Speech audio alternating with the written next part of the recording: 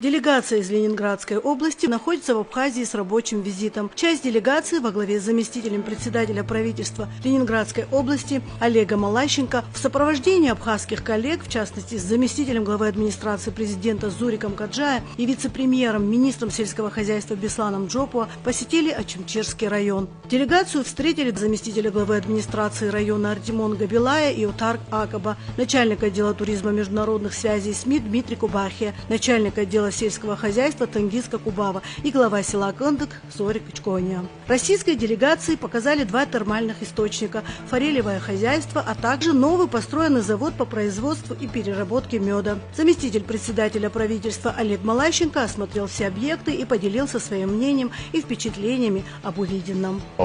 Сегодня мы посетили район, посмотрели сельхозпредприятие. Мы совместно с нашими коллегами из Абхазии, с руководством отрабатываем взаимодействие, поэтому нам было интересно и рыбное хозяйство. Здесь у нас достаточно большой опыт. Мы в стране, в России являемся третьей по производству форели, поэтому могли бы передать тот опыт, который у нас есть. У нас активно развивается племенное животноводство. Ленинградская область является лидером Российской Федерации.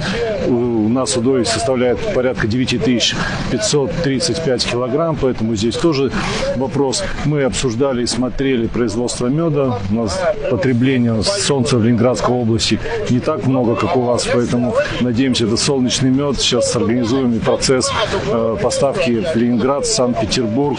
Поэтому посмотрели источники, да, есть куда еще приложить руки. Понятно, что источники лечебные, понятно, что еще требуется сервис, поэтому совместно с нашим бизнесом будем отрабатывать возможность прихода на территорию Абхазии для того, чтобы могли увидеть, развивать. Тем более туризм у нас активно развивается, и у нас есть что посмотреть. И здесь благодатная земля, которая дает возможность не только экскурс в историю, а еще и лечебные процедуры провести. Поэтому я уверен, что та поездка, которая сегодня есть, принесет свои плоды, и мы загрузим новые отношения с республикой, что, соответственно, даст экономике рост как и Ленинградской области, так и Абхазии.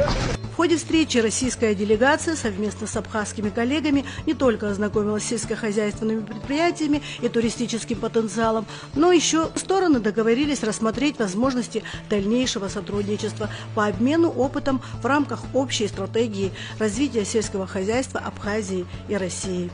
Анжела Убилава, Валерия Лагербая, Гия Джопуа, Ачимчира Информ.